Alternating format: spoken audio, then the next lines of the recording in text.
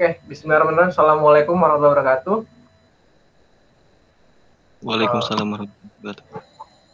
Oke, selamat bergabung buat Sandi dan Alfidira. Kita mulai pembahasannya aja ya. Jadi pada malam hari ini saya akan membahas tentang kisi-kisi dari Dinas Pendidikan tentang sejarah ujian sekolah sejarah Indonesia ya.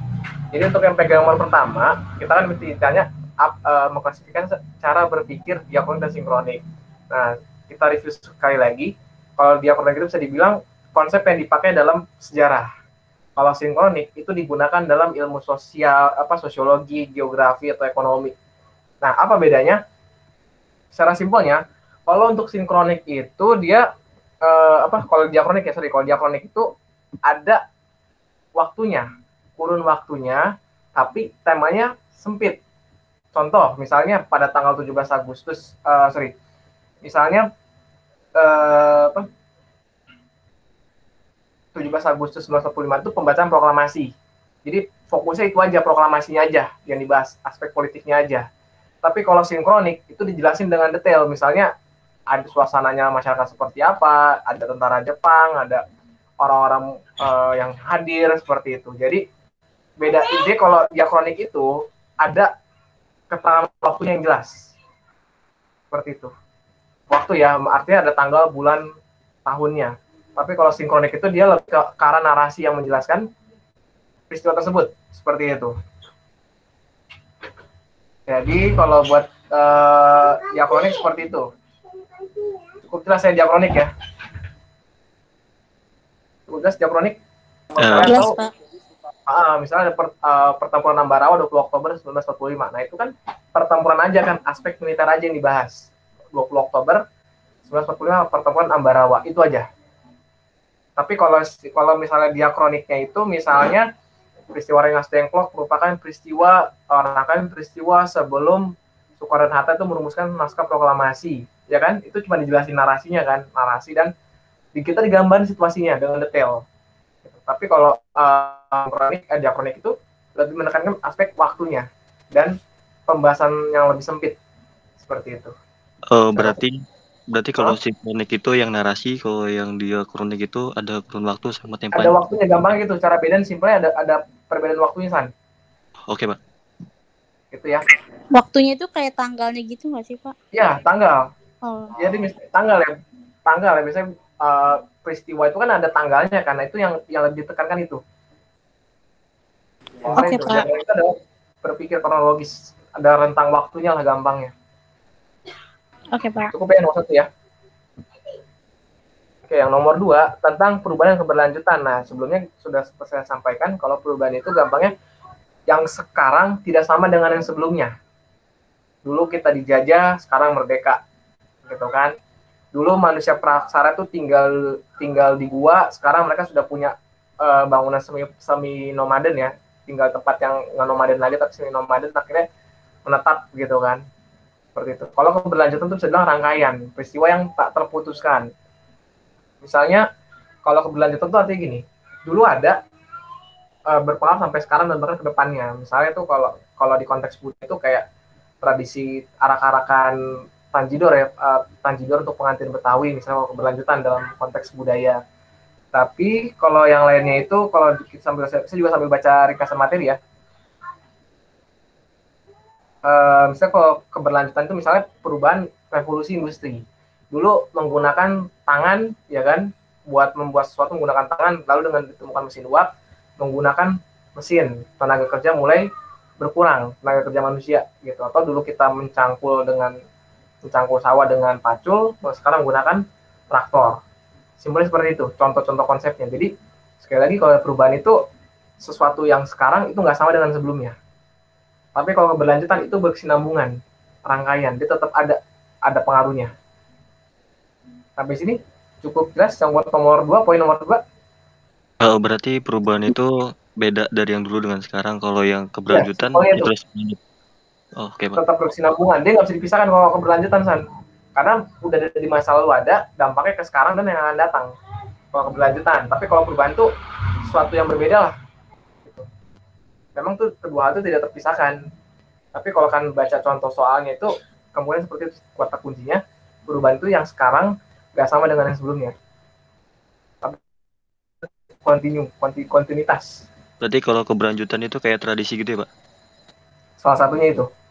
Kalau Oke. itu kalau sosial ya, kalau di peristiwa sejarah ya, ke perang dunia gitu kan rangkaiannya gitu, sampai Jerman menyerah, sampai akhirnya deklarasi Potsdam gitu kan, dan seterusnya gitu. Terus satu lagi, oh ya, yang tadi sinkronik tadi itu, kalau sinkronik tadi sekali lagi ya, kalau sinkronik tadi itu, nah uraian tuh dengan banyak dimensi, dengan sudut pandang yang lain, kayak sosiologi juga, ada ekonomi juga, ini gitu. Kalau sinkronik itu lebih luas dia, pembahasannya. Tapi kalau diakronik lebih sempit namanya. Pak, kalau kayak perubahan manusia purba dari berburu menjadi bercocok tanam tuh masuknya ke apa, Pak? Kalau dulunya dia apa? Kayak dari berburu Nah, menjadi bercocok tanam. nah itu namanya perubahan. Dia perubahan dia jatuhnya. Oh, berarti Karena kan nggak nggak sama kan keberlanjutan prosesnya ya, kan. Pak? Bukan. Kalau keberlanjutan itu rangkaian. Jadi rangkaian tuh masih berkaitan ya, maksudnya gini. Simpelnya itu, kalau keberlanjutan, kalau misalnya gini, Jepang menyerah pada sekutu, ya kan. Terus kemudian dari kita kan proklamasi kemerdekaan, kayak gitu kan. Terus sampai nanti sekutu datang kan, itu kan berlanjut kan konsepnya kan, bener nggak? Iya, Pak. Tapi kalau perubahan statusnya kan dari kita emang dijajah, jadi kita vacuum of power, kosong kekuasaan, kita deklarasi kemerdekaan, kita manfaatin situasi, gampangnya seperti itu. Oke, Pak. Cukup jelas ya. Nah, untuk Jelas, nomor Pak. Iya. 3 itu tentang persebaran jalur nenek moyang ya. Nah, di sini kan waktu itu pas saya share ya tentang peta dari Proto Melayu dan Deutero Melayu nih, seperti ini kan, Proto dan Deutero. Nah, kalau Proto Melayu ini gampang itu dia selalu dimulai dari semenanjung Yunan, dari Cina bagian selatan ke Tiongkok bagian selatan, dari semenanjung Yunan turun ke semenanjung Malaka yang Malaysia, nyebrang ke Sumatera ya, dari Sumatera nyebrang ke Jawa, nyebrang lagi ke Sulawesi sampai ke Nusa Tenggara. Semua startnya dimulai dari semenanjung Yunan sampai sampai Nusa Tenggara, bahkan ke timur lagi. Itu Proto. Tapi kalau yang di Utro hampir sama jalurnya, dia ada yang ke Jawa, nanti nyebar ke Kalimantan Selatan. Bisa dibedakan jalurnya? Bisa, Pak.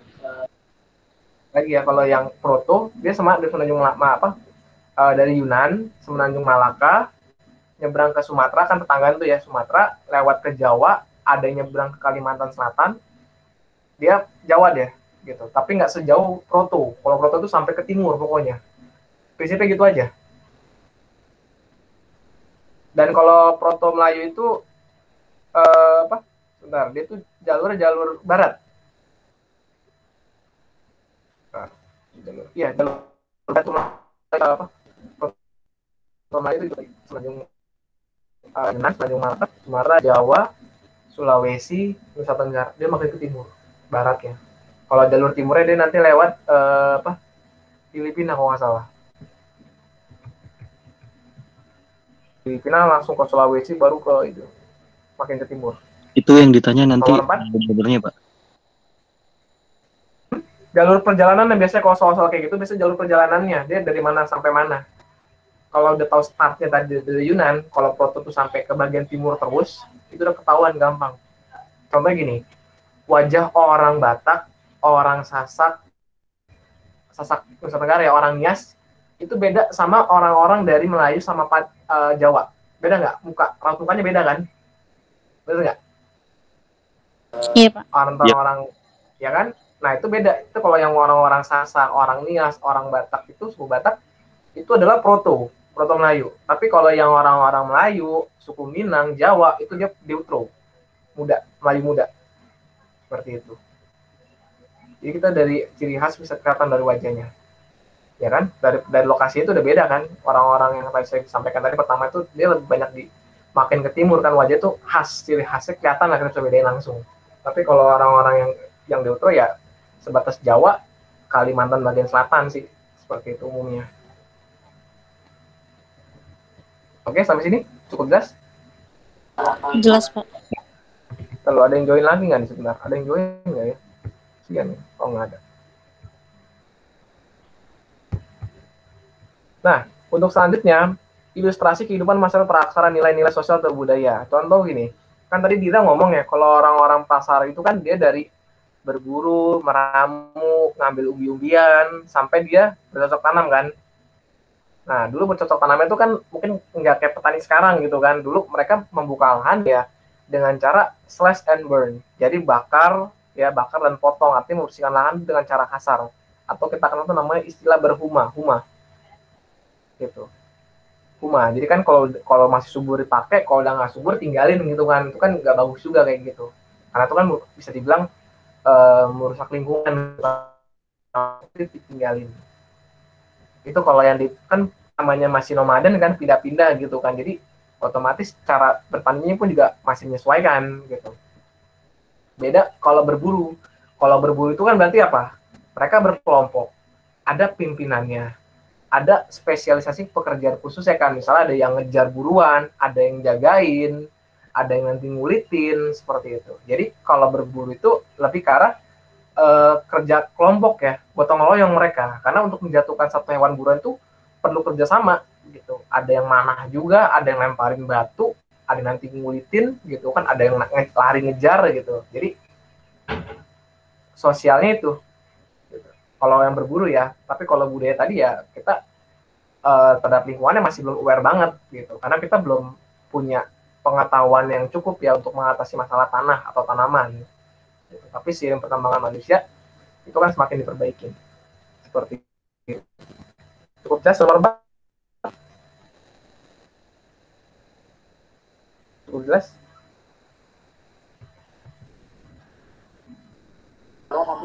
Jelas, Pak.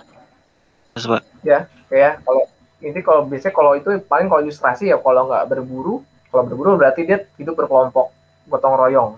Tapi kalau dia bertani ya berarti tentang lingkungan gitu kan, sama juga ada gotong royongnya juga, ada kerjasamanya juga kan, seperti itu. Nomor 5 informasi.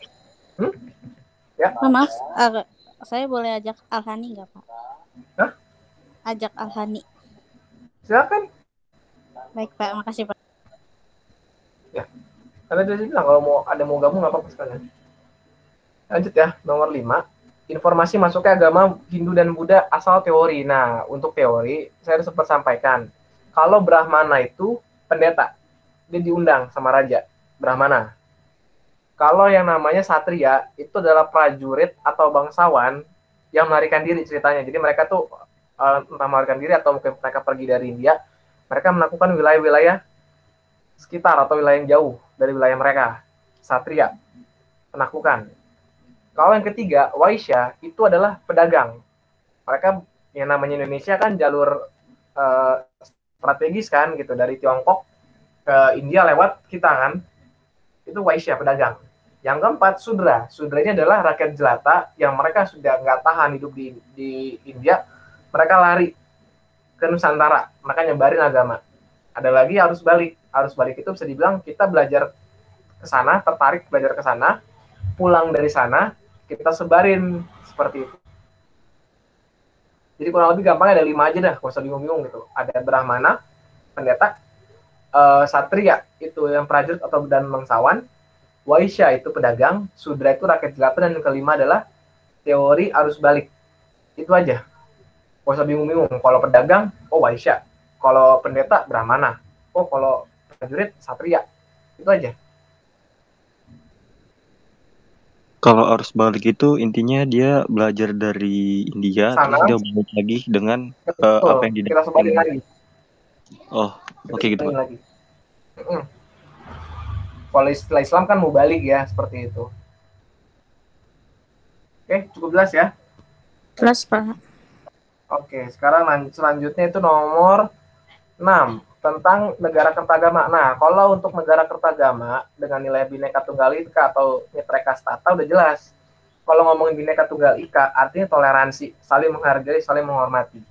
Tapi kalau Mitra Kastata itu bagaimana kita bisa hidup rukun dengan bangsa lain. Bagaimana kita bisa rukun sesama etnis. Simpel itu aja kalau ngomongin itu. Bhinneka Tunggal Ika tadi toleransi, keberagaman, ya. Kalau Mitra Kastata ya gimana caranya kita hidup rukun seperti itu. Nah itu kan bisa kelihatan kan, artinya kalau Mitra Kastata ya berhubungan dengan perdamaian kan, karena kita hidup bersahabat damai dengan baik negara-negara tetangga maupun negara-negara lain. Simpel itu aja. Kalau Bhinneka Tunggal Ika adalah toleransi. Ini nomor 41 saya skip dulu ya, karena ini kan esai ya. Saya skip nomor 7 dulu. Disajikan gambar bukti peninggalan kerajaan Islam di Indonesia. Ada Aceh, Demak, Banten, Goa, dan Talu. Nah, secara gampang, kalau misalnya nih di Aceh maupun Demak atau Banten dan Goa Talu itu kebanyakan masjid. Kata kunci masjid. Yang kedua, keraton atau istananya. Kalau Aceh misalnya masjid ya, masjid Baitur Rahman Aceh ya, Masjid Agung Aceh. Demak, Masjid Agung Demak misalnya. Kalau Banten ya Masjid Agung Banten tuh dengan, kalau Demak itu kan yang atapnya bertingkat ya, yang bertingkat 3 kalau nggak salah. Kalau Banten itu dengan mercusuarnya. Masjid Agung Banten dengan mercusuarnya. Gitu. Kalau gua tahu juga ciri khas masjid khasnya juga. Gitu. Kalau Banten tadi mungkin Masjid Agung Banten gitu kan. Kalau di Aceh selain tadi Masjid Baitur Rahman ada namanya itu kalau nggak salah, Ada makam nggak sih Pak? makam ada kayak di yang Aceh juga ya. Kalau di Aceh itu peninggalan bangunan itu selain makam ada juga pintu kop itu kayak penghubung antara istana dengan taman, khasnya pokoknya gitu. Itu ada bangunan pintu penghubung, ada makam, ada masjid, ada keraton, itu peninggalannya. Biasanya secara arsitektur fisik itu bisa dibedain kok. Seperti itu.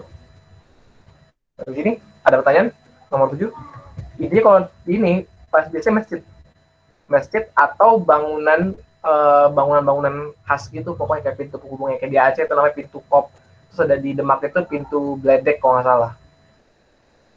Itu aja kalau yang peninggalan simpelnya. Kalau arsitekturnya kita arsitektur nanyain. Nomor 8 tentang sekaten gerbek maulud. Nah ini udah jelas nih kalau ini kan sekaten itu peringatan hari kelahiran Nabi Muhammad biasa tuh oleh Keraton Surakarta dan Yogyakarta. Nah ini sudah berlangsung lama gitu kan. Nah di sini kita bisa lihat gitu kalau di sekaten ini ada solidaritas artinya orang-orang yang mengusung gunungan itu kan mereka kerjasama kan, ngangkat bareng-bareng, jalan bareng-bareng gitu kan, masaknya bareng-bareng gitu, nyusun gunungannya bareng-bareng gitu kan, meskipun pada puncak acara orang berebutan gitu kan, tapi solidaritas itu kelihatan gitu, bagaimana mereka mempersiapkan itu semua, karena itu nggak bisa kerja sendiri. Kalau buat sekaten atau gerbek gitu kan, itu butuh banyak orang. Dan nilai lainnya adalah selain solidaritas, kita bisa melihat toleransi. Ya bagi kita ini suatu hal yang unik gitu kan, kok bisa sih ada orang bikin hasil bumi sampai tinggi, terus diarak orang pada rebutan, emang nggak capek gitu misalnya gitu kan. Tapi karena kita menganggap itu budaya, ya kita memaklumi, kita menganggap itu toleransi kita gitu. Itu bukan hal yang aneh gitu, itu aja. Dengan tidak menganggap itu hal aneh, itu toleransi kita terhadap tradisi perayaan sekaten atau gerbek maulid. Simpelnya itu aja. Solidaritas dan juga toleransi. Karena masih bertahan sampai hari ini kan. Terus nomor 9, informasi penjelajahan samudra. Nah, apa aja sih pendorong penjelajahan samudra? Gampangnya gini. Penjelajahan samudra itu pertama, situasi politik. Konstantinopel dikuasai oleh Turki ya pada masa itu ya, Kesultanan Turki. Makanya Portugis itu nyari alternatif atau tempat sumbernya langsung, dikuasai oleh Malaka. Nah, itu kan, dan dia sebelum sampai ke Malaka itu ada pendukungnya apa aja. Iptek, penemuan kapal yang lebih bagus ya pada masa itu ya, kapal layar yang lebih canggih, bisa dibilang yang lebih lebar, yang lebih cepat gitu kan. Penemuan kompas, penemuan rute jalur baru yang nanti mereka melewati Afrika Selatan ya, Tanjung Harapan, terus jurnal perjalanan, kompas, itu hal yang mendukung tadi. Kompas, jalur perjalanan, terus jurnal, dan juga kapal-kapal yang lebih baik lagi, gitu, yang bisa memuat banyak dan lebih cepat, itu pendorongnya. Iptek yang mendorong mereka, ilmu pengetahuan. Gitu. Simpelnya itu aja udah kalau buat ini. Terus satu lagi, kalau buat dan di Eropa tuh berkembang paham merkantilisme. Merkantilisme itu bisa dibilang emas itu adalah tolak ukur kekayaan suatu negara. Emas itu kan langka ya, mahal kan. Makanya suatu negara tuh berlomba-lomba gimana caranya punya emas banyak-banyaknya, gimana caranya mereka bisa kaya. Gitu. Karena pengen kaya juga, motivasi 3G ada gold, glory, dan gospel. Terus juga didukung oleh teknologi tech, jadilah mereka menjajah samudra. Bisa dipahami nomor 9? Bisa, Pak. Oke ya. Belum ada yang join lagi kan?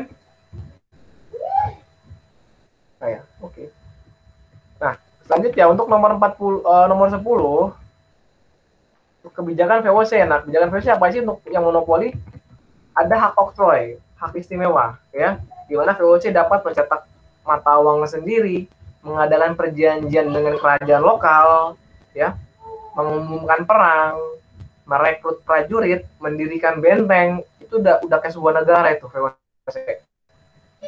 Nah, itu hak oktroynya. Nah, di situ dengan hak oktroy tadi dia melakukan banyak hal. Contohnya pelayaran ekstirpasi. Jadi itu di Maluku itu ketika tanaman cengkeh berlebih, oleh mereka harus dibakar, dimusnahkan supaya supply itu nggak banyak di pasar, jadi harga tetap stabil. Ada hak ekstirpasi, ada hak minta monopoli juga, monopoli perdagangan seperti itu. Jadi itu aja tuh kalau buat masalah VOC ya gitu. Ada ekstirpasi, ada juga penyerahan pajak wajib hasil bumi atau kontingenten. Ya, ada hak ekstirpasi, ada kontingenten, dan juga hak untuk melakukan monopoli. Seperti itu. Jadi monopoli dengan kerjasama dengan kerajaan lokal bilang, sama saya aja dagang, jangan sama yang lain. Gitu. Waktu itu saingan VOC itu adalah Inggris dengan EIC, East India Company, seperti itu. Kurang lebih seperti itu soal itu. Kalau ngomongin hak istimewa ya itu tadi, ya hak oktroy sama tadi ekstirpasi, ya, atau kita kenal pelayaran hongi ya gitu. Ada kontingenten. Nah, nomor 11 ini informasi kebijakan pemerintahan kolonial. Nah, dampak dari politik pintu terbuka maupun tanam paksa. Nah, kalau tanam paksa itu kan jelas ya, kita diminta menanam tanaman yang laku di pasaran Eropa. Ya, ketika itu kan Belanda lagi defisit, ada ide dari Van den Bosch itu, ya udah kita suruh mereka aja, orang-orang pribumi itu menanam tanaman komoditas, teh, kopi, kina, cengkeh, pokoknya itu tanaman-tanaman yang laku di pasaran Eropa.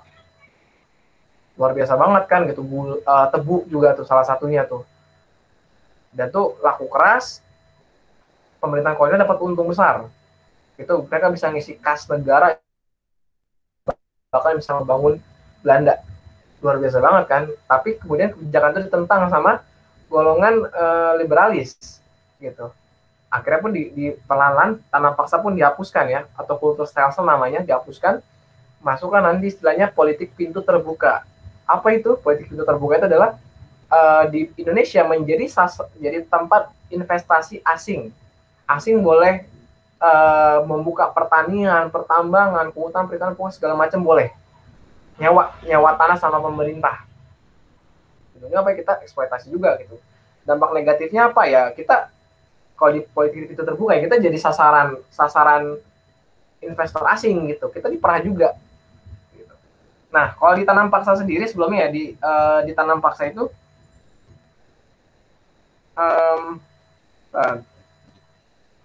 kalau ditanam paksa itu ada ketentuan luas tanah yang ditanamin, ada ketentuan lamanya bekerja, ada ketentuan besaran pajak yang harus disetor.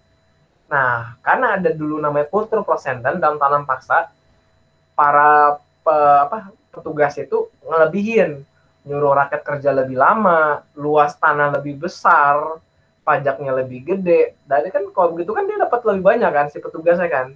Nah, gara-gara ngurusin hal yang di luar perjanjian, di luar konteks, rakyat nggak sempat ngurus tanamannya. Akibatnya apa?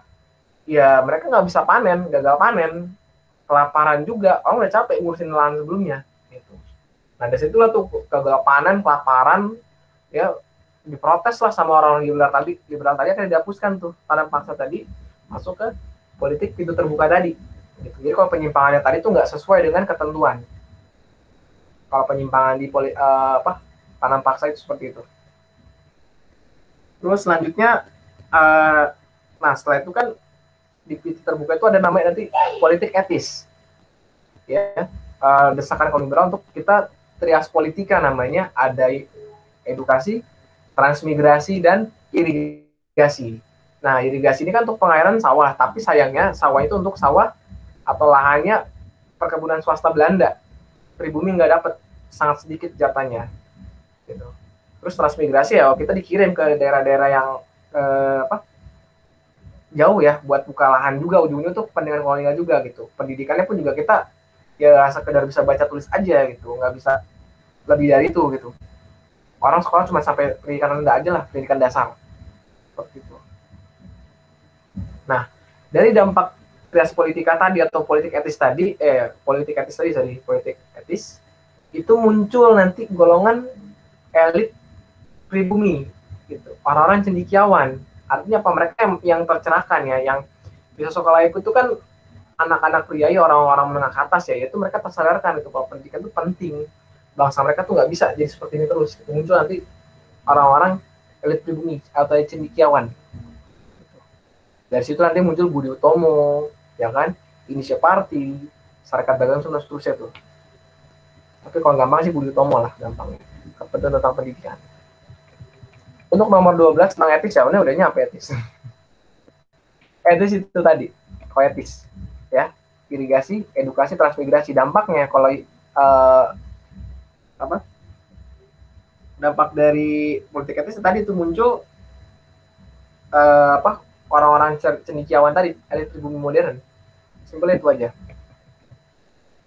Nomor 13, gambar salah satu tokoh perlawanan. Nah, ini kan umumnya bisa dibedain ya, mana Pangeran Diponegoro, mana Imam Bonjol. Kalau perempuannya kan mungkin Kartini gitu kan, Cut Nyadin. Terus ada juga yang dari Indonesia bagian timur tuh, Patimura ya, yang laki-laki berkumis megang golok. Ada Christina Marta Tiahau, perempuan dari Maluku juga yang kalau nggak salah, yang menggunakan ikat kepala dan rambutnya agak bergelombang. Itu khas mereka kayak gitu. Jadi kita bisa bedakan lah. Kalau saya rasa tuh nggak ada masalah buat nomor 13. Nomor 14 ini tentang tampil informasi PNI. Nah, di sini ada yang bersifat kooperatif. Nah, kalau kooperatif itu mau kerjasama, biasanya dia kalau kooperatif itu Budi Utomo sama Sarekat Islam, Sarekat Dagang Islam, kooperatif. Tapi kalau non kooperatif udah jelas, Indonesia Party, PNI, udah kooperatif atau non kooperatif, strategi pendekatannya mereka gitu. Kalau sifatnya ada radikal, ada moderat. Moderat tadi mau kerjasama, radikal yang nentang terus. Seperti itu. Sampai sini? Cukup, Pak. Pak, ada yang mau gabung? Oh, ada yang mau gabung. Mana? Kagak ada notifnya. Gak ada notifnya. Oke, Pak. Coba saya tanyakan dulu, Pak. Nanti pas kuliah tadi maksudnya gimana, Pak? Kenapa? Kooperatif gimana, Pak? Kalau kooperatif itu dia mau kerjasama dengan Belanda, artinya tidak ini ya, selama organisasi bisa berdiri tetap berjalan ya mereka nggak masalah gitu. Tapi kan ada organisasi yang memang anti kerjasama dengan Belanda, nggak mau kerjasama lah gitu kan, dia menentang oposisi lah gitu, kritik seperti PNI atau IP gitu kan.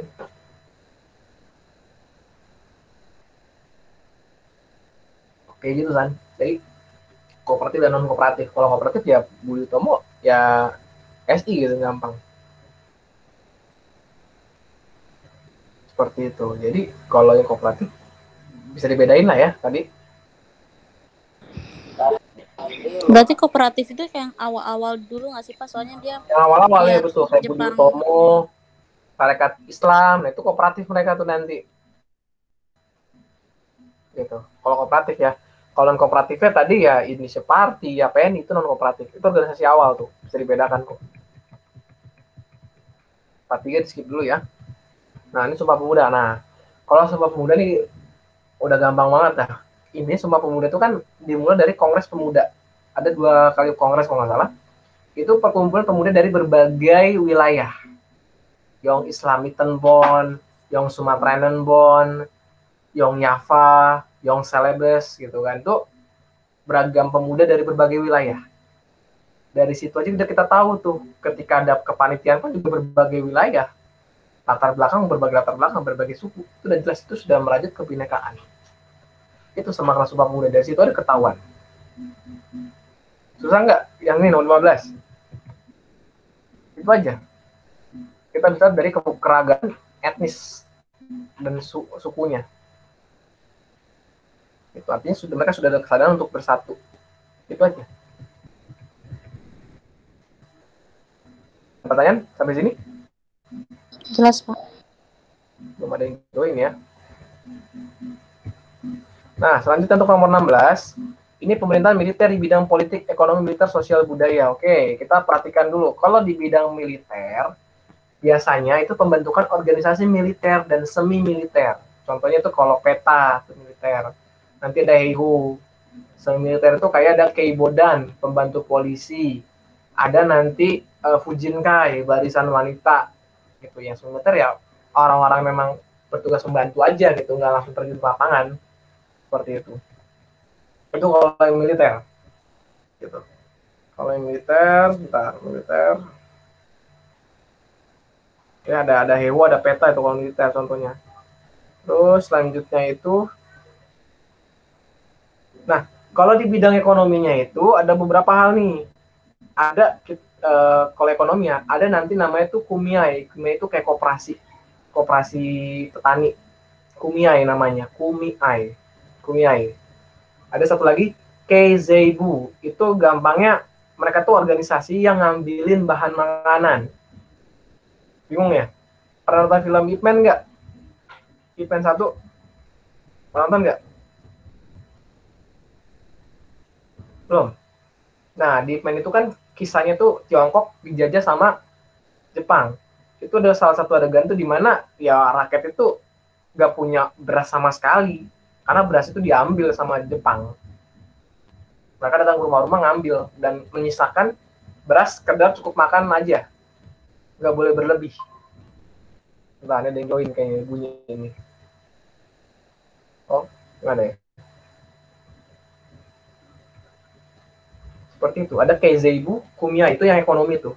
Terus juga mereka itu menguasai wilayah-wilayah penghasil bahan-bahan penting.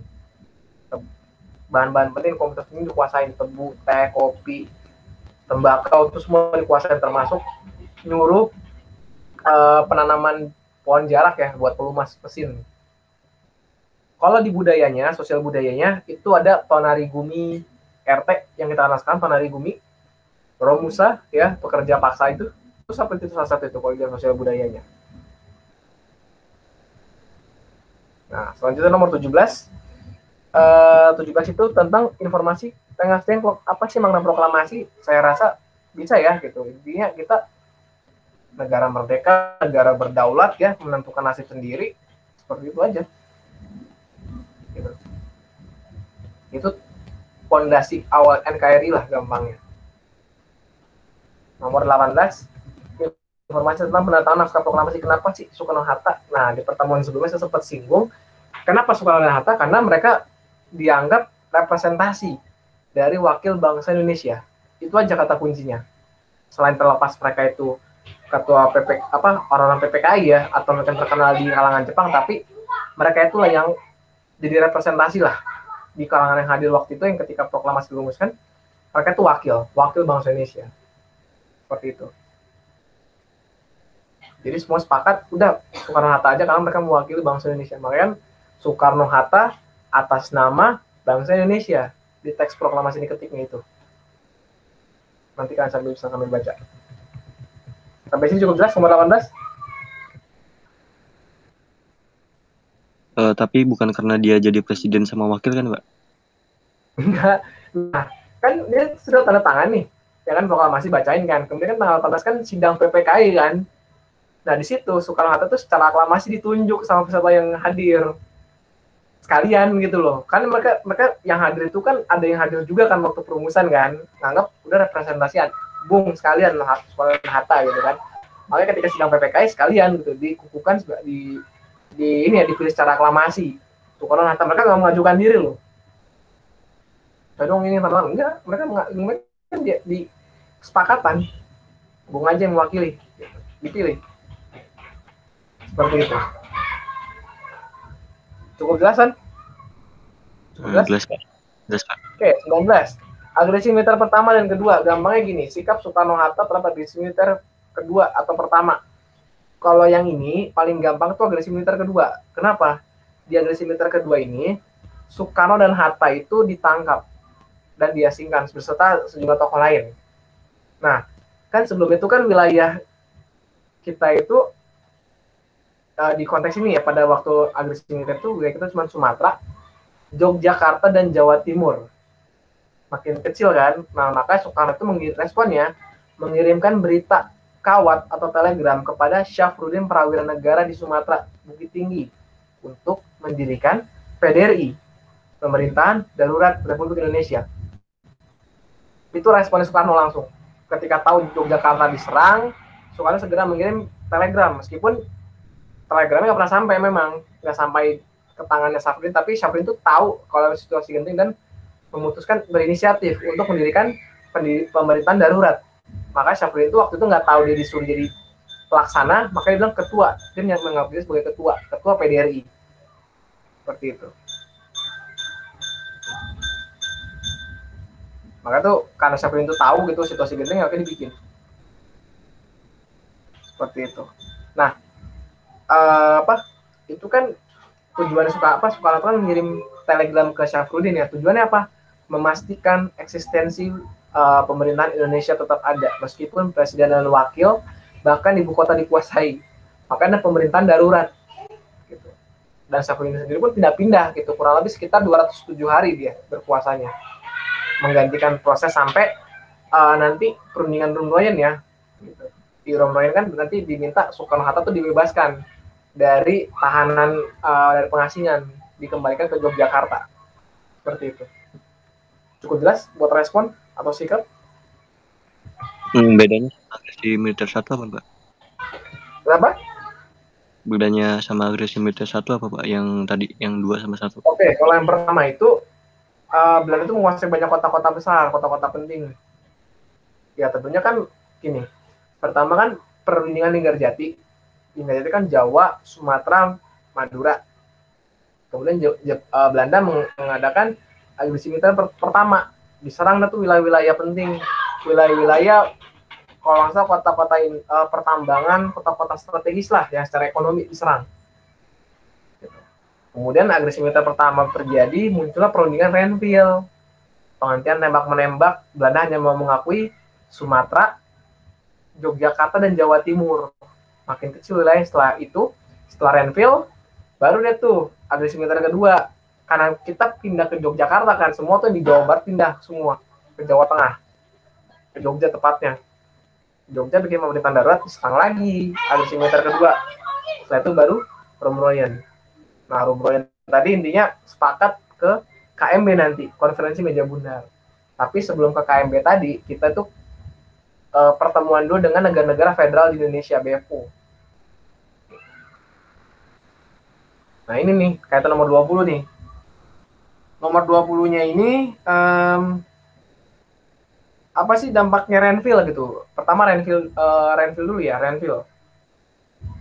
Nah, kalau Renville kan saya sempat singgung ya, ketika Renville tadi Belanda hanya mengakui wilayah Sumatera, Yogyakarta, dan Jawa Timur. Otomatis orang-orang pemerintahan militer yang ada di Jawa Barat itu semua pindah ke Jogja, mereka long march. Itu kalau yang Renville, semua pada pindah. Makin sempit kan wilayahnya kan gitu, bayangin gitu, semua suruh pindah. Makanya suruh intinya yang daerah punya Belanda kita suruh pergi dari situ.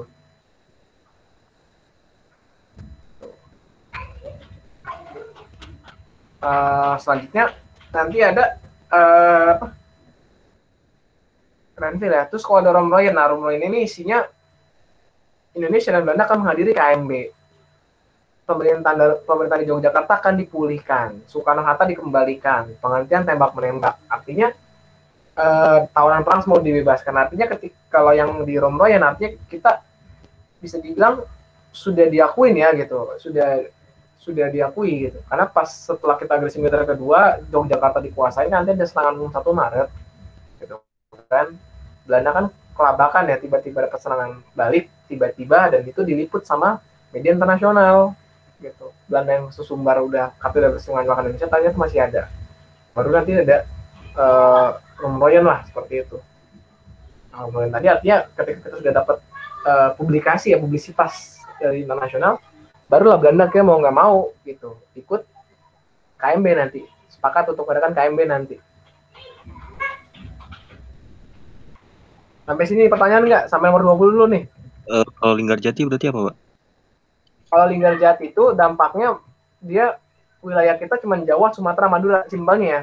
Kalau mau ini ya, Linggarjati itu Jawa, Sumatera, Madura kata kuncinya. Terus kalau Romroyan itu nanti Renville itu cuma Jawa, Jawa Tengah, Yogyakarta ya, Jawa Timur, Sumatera kalau dari segi wilayah. Itu aja yang dilakuin. Tapi kalau Romroyan itu dikembalikan tuh, Yogyakarta dikembalikan, Jawa Timur tetap, Sumatera tetap. Tapi nanti ada perbedaannya. Simpel itu aja sih. Jadi kalau di Renville tadi semua pindah, tidak boleh ada yang menempati wilayah yang bukan haknya. Gitu. Terus kalau yang Romroyan lah, paling signifikan tuh Romroyan. Yang kelihatan banget itu. Kita dipulihkan lah statusnya. Selanjutnya untuk nomor 21. Cukup jelas nggak tadi nih? 20 tadi kan? Jelas, Pak. Jelas ya. Kebijakan ekonomi di awal kemerdekaan. Nah, ini ada nanti Gunting Syafruddin, ya, Plan Kasimo, ekonomi Genteng, sistem ekonomi Alibaba, nasionalisasi dari Javas Bank. Itulah kebijakan ekonomi kita di masa-masa awal kemerdekaan. Nah, ciri khasnya apa aja nih? Kalau misalnya Plan Kasimo itu tadi pelarangan penyembelihan hewan ternak. Plan Kasimo. Kalau Gunting Syafruddin itu pemotongan nilai mata uang ya. Jadi dua, ada satu untuk obligasi, satu lagi untuk alat tukar, alat pembayaran. Terus kalau nasionalisasi di Javas Bank ya kita ambil alih tuh Bank Sentral Belanda jadi cikal bakal BI. Seperti itu. Itu sih biasanya. Nah, kalau ada ekonomi benteng ya bagaimana pemerintah berusaha menumbuhkan kelas-kelas pengusaha gitu, kelas-kelas pengusaha. Alibaba itu kerjasama antara pengusaha pribumi dan non pribumi. Itu kata kunci itu aja dulu, dan nggak ngejelimet. Terus, nah untuk ke Perdana Menteri menjabat saat itu kebijakannya. Nah, kalau kebijakan yang khas ya biasanya muncul di soal-soal ini, yang gampang kalau pemilu 1955 itu Burhanuddin Harahap pemilu. Kalau KAA, Konferensi Asia Afrika, itu Ali Sastro Amijoyo, periode yang pertama. Ini 2 kali kalau Ali. Ingat, kalau Ali itu 2 kali menjabat. Yang pertama itu dia menyelenggarakan KAA, Konferensi Asia Afrika. Kalau Burhanuddin Harahap tadi pemilu. Terus ada lagi deklarasi batas laut ya Juanda. Deklarasi Juanda ya Juanda juga.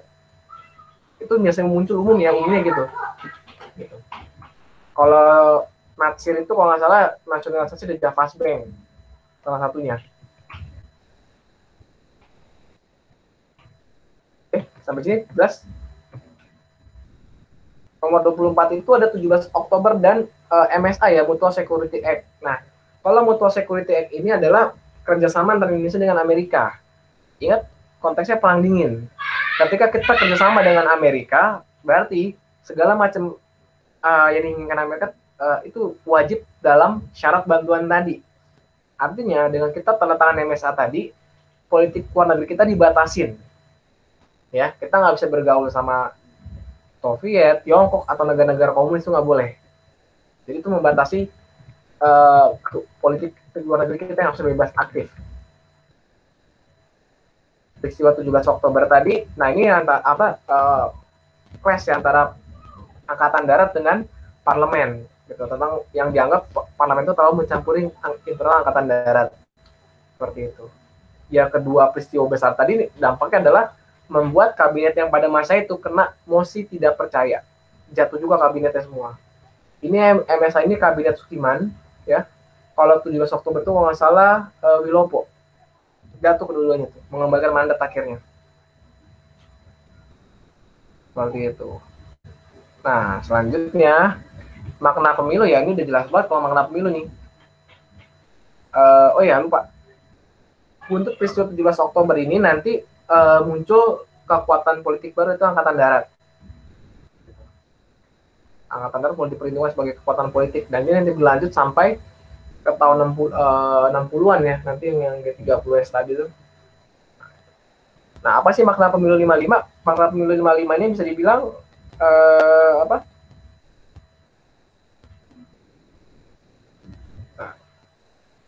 Nah, kalau makna pemilu ini bisa dibilang kita adalah negara demokratis. Kita berhasil menyuarakan aspirasi kita.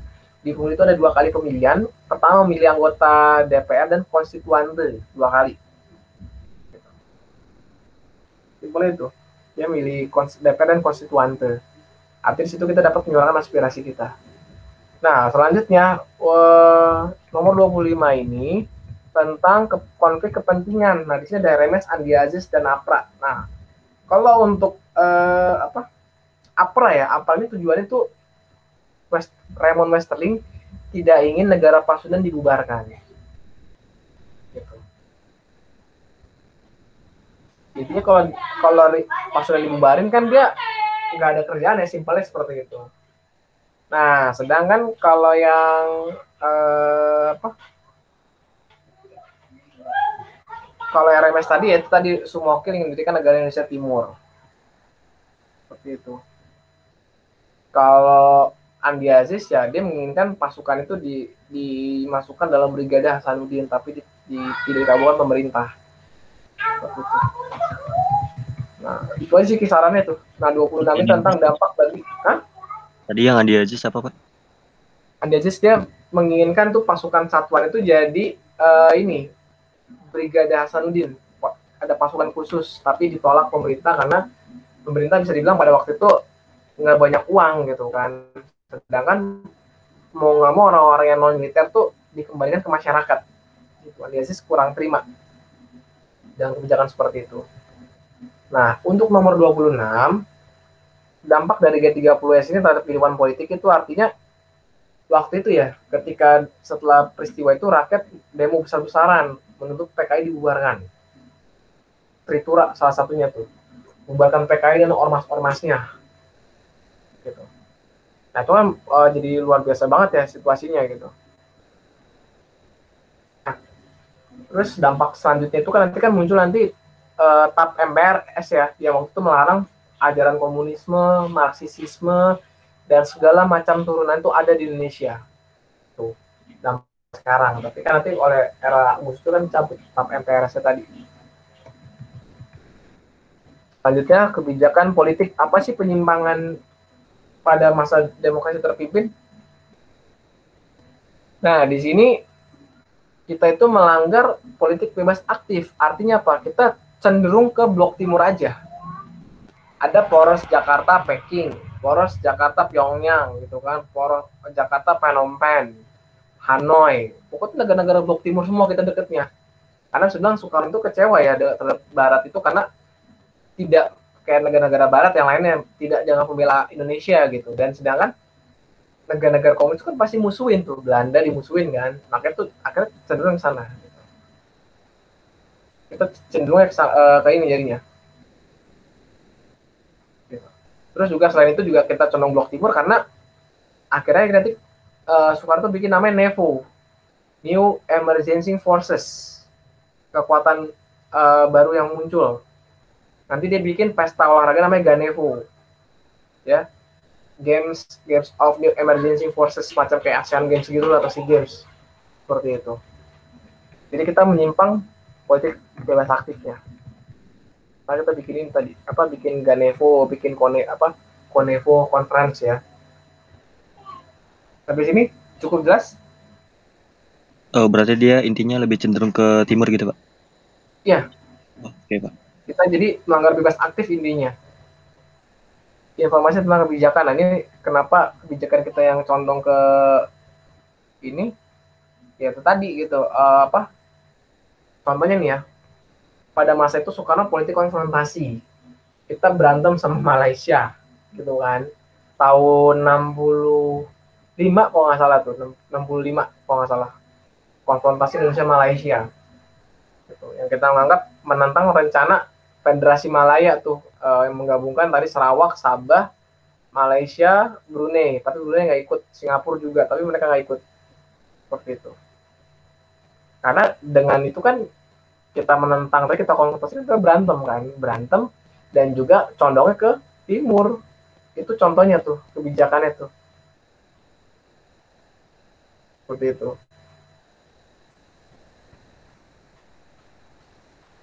Sampai sini cukup jelas.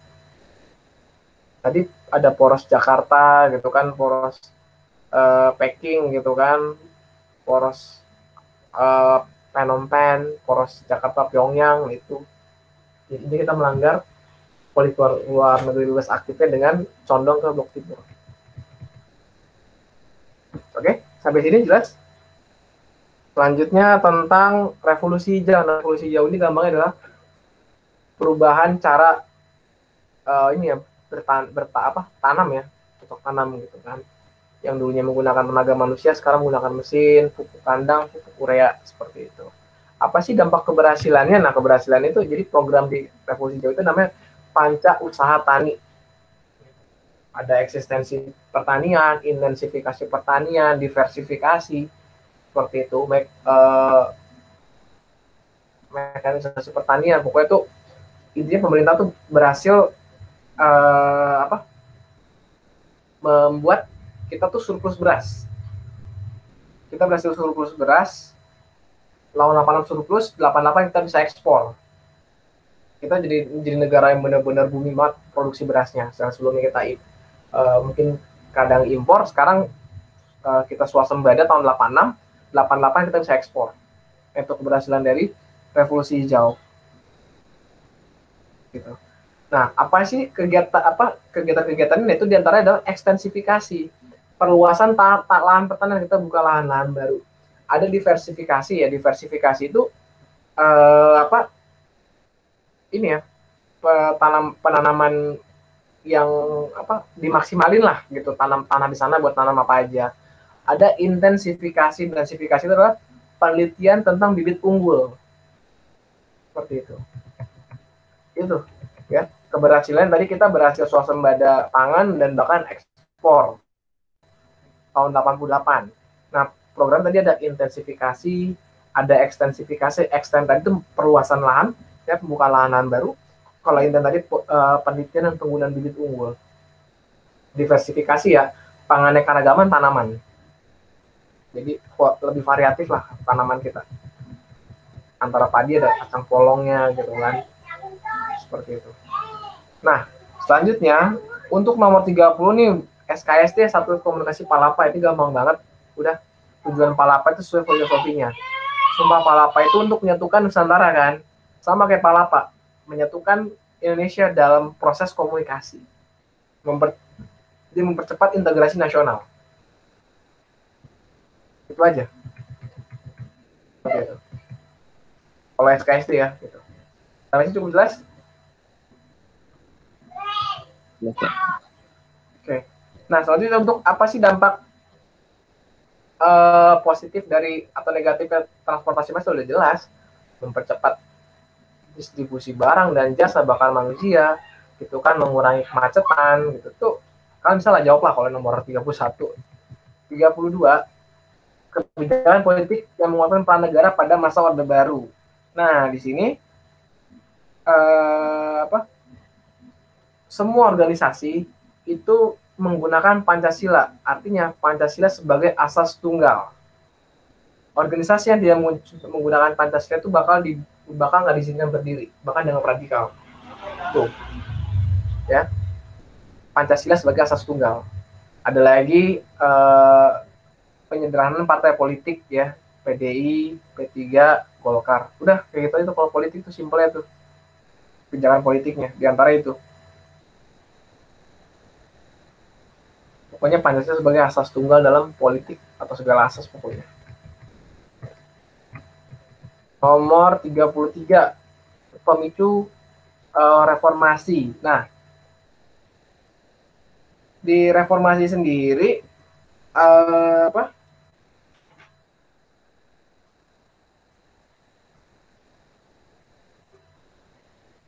ide gini, kaitannya kenapa akhirnya mahasiswa turun ke jalan, kenapa mahasiswa demo, karena dianggap Orde Baru itu tidak sesuai dengan cita-cita yang diusung pada masa awal berdiri. Semangat pembaruan itu akhirnya jadi menyimpang gitu loh. Akhirnya mahasiswa pun turun, mahasiswa pun protes gitu, mahasiswa pun demo. Seperti itu simpelnya. Kalau di bidang politik ya, jadi ketidakpuasan mahasiswa terhadap sistem pemerintahan yang ada gitu. 9 tahun 71 pun gerakan kritis mahasiswa pun sudah dibungkam dengan NKKBKK ya, normalisasi kehidupan kampus yang pembatasan masa studi mahasiswa, terus juga P4 yuk, penanaman P4 seperti itu. Jadi mahasiswa itu jadi salah satu kekuatan yang bisa dibilang berusaha menggoyang pemerintahan lah. Intinya bagi mahasiswa tuh Orde Baru tidak menjalankan nilai demokrasi lah, seperti itu. Maka mereka protes. Selanjutnya ada kebijakan di bidang otonomi di bidang politik, ekonomi, dan pendidikan. Nah, kalau di bidang pendidikan ini diantaranya ya, kayak Jakarta deh gitu.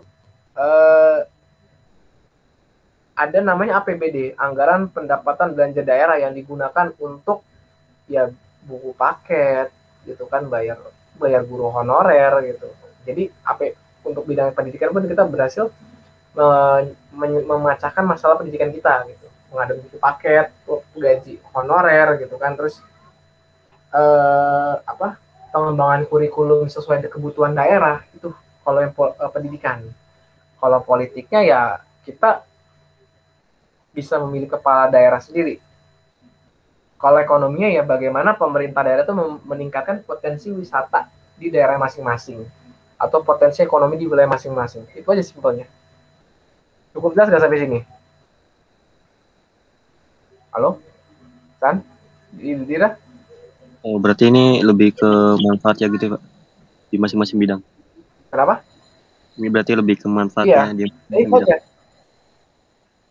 Kalau ekonomi tadi ya potensi ekonomi dikuatkan, kalau politik ya bisa memilih kepala daerah sendiri, kalau pendidikan ya masalah pengembangan kurikulum sesuai kebutuhan daerah, bagaimana pembelian sarana-prasarana pendidikan kayak buku contohnya. Itu aja kata kuncinya. Bapak saya skip dulu. Ya. Nomor 45 juga di skip. Nah, untuk 35 tujuan pengiriman kontingen Garuda. Udah jelas banget tuh, kita keamanan dan perdamaian internasional gitu kan, kontribusi kita terhadap dunia juga, seperti itu. Salah satunya ya, kita pengiriman kontingen Garuda kedua ke Kongo, itu salah satunya. Banyak wilayah lain tapi salah satu itu Kongo, kontingen Garuda kedua ke Kongo. Kita bantu jaga stabilitas wilayah lah, seperti itu. Terus juga untuk masalah deklarasi Juanda, udah sampai sini. Jelas? Jelas, Pak. Oke. Terus selanjutnya itu tentang deklarasi Juanda ya, kita intinya kita menginginkan wilayah teritorial kita tuh lebih luas. Dulunya 3 mil jadi 12 mil. Jadi lebih, supaya tidak ada laut kosong. Artinya kosong itu tidak ada bukan laut teritorial wilayah gitu loh. Yang artinya kapal asing pun bisa bebas keluar masuk, bahkan nangkep ikan gitu kan, terorisme segala macam. Tujuannya itu kita ingin memperluas wilayah teritorial itu sepanjang 12 mil. Sebelumnya 3 mil, sekarang jadi 12 mil. Nanti ada zona ekonomi eksklusif ZTE yang sampai 200 mil. Seperti itu. Nomor 38 tentang perang dingin. Apa sih alasan Indonesia itu penggagas gerakan non-blok ya? Intinya kita menginginkan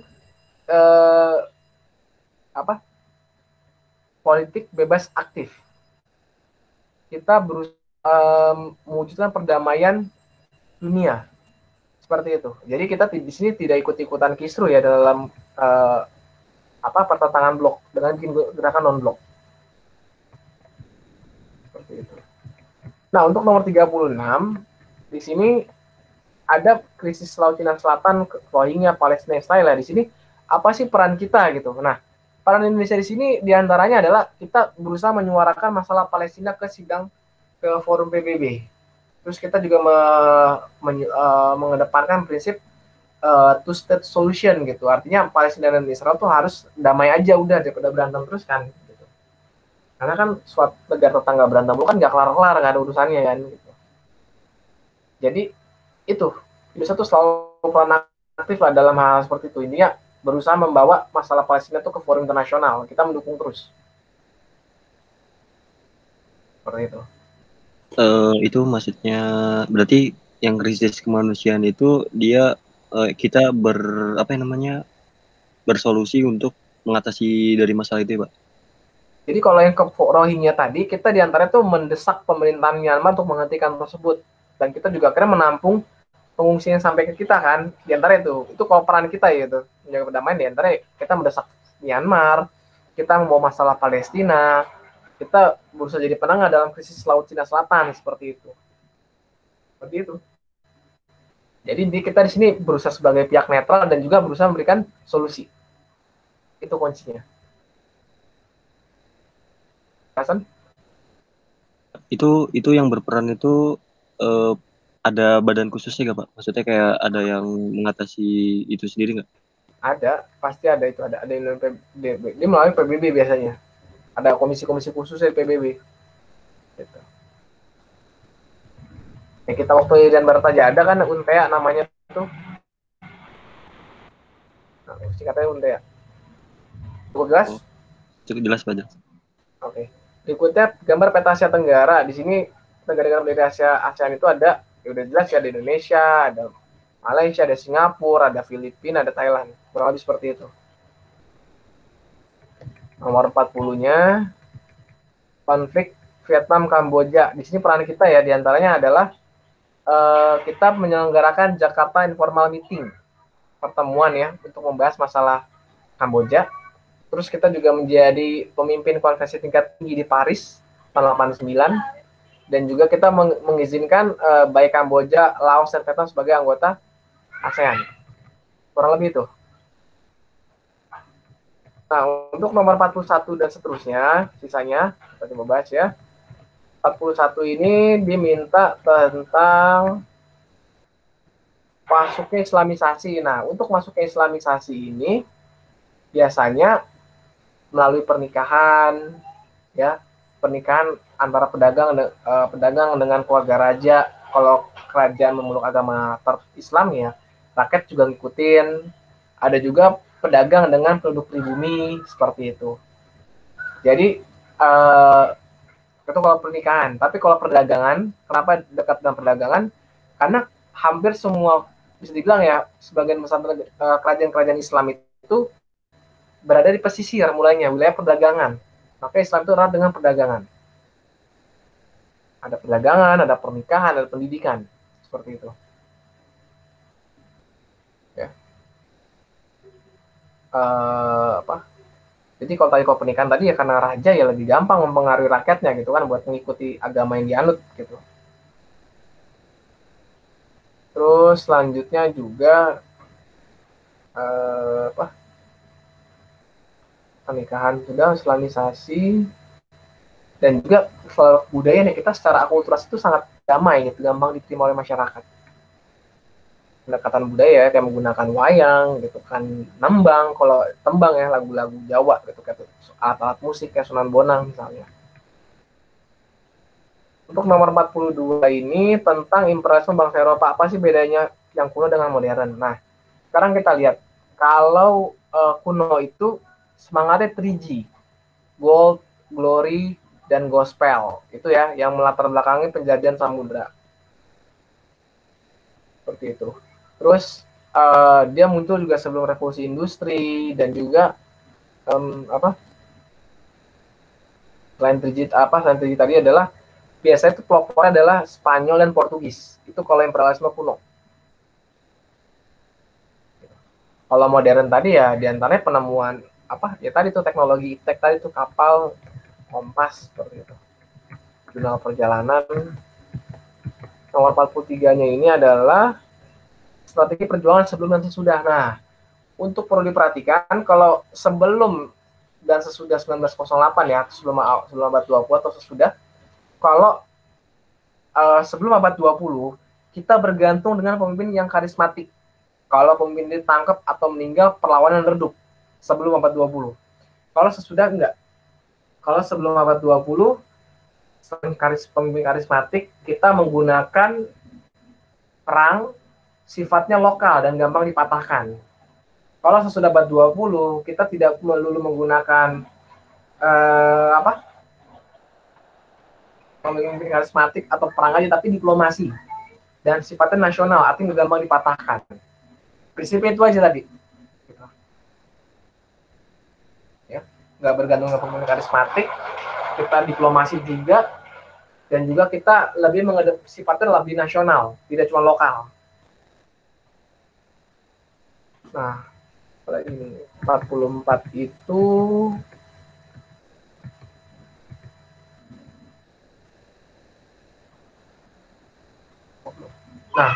terus dan pergerakan nasional sendiri pun ada faktor internal dan eksternal ya. Eksternal itu adalah kemenangan Jepang atas Rusia pada 1905. Internalnya adalah kejayaan masa lampau, perasaan senasib sepenanggungan biasanya seperti itu. Dan lahirnya golongan terpelajar, buntut dari politik etis tadi.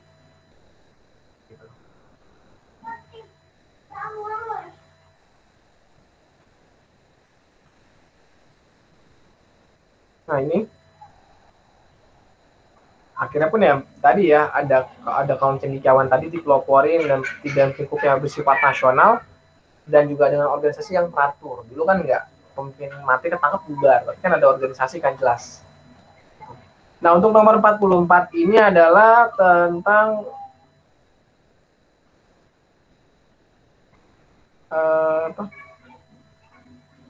sekali lagi ya, kalau sebelum abad 20 tadi kita senjata fisik sifatnya lokal bergantung karismatik. Kalau sesudah ya berarti bisa diplomasi juga, sifatnya lebih nasional dan tidak bergantung pemimpin dan juga dari organisasinya.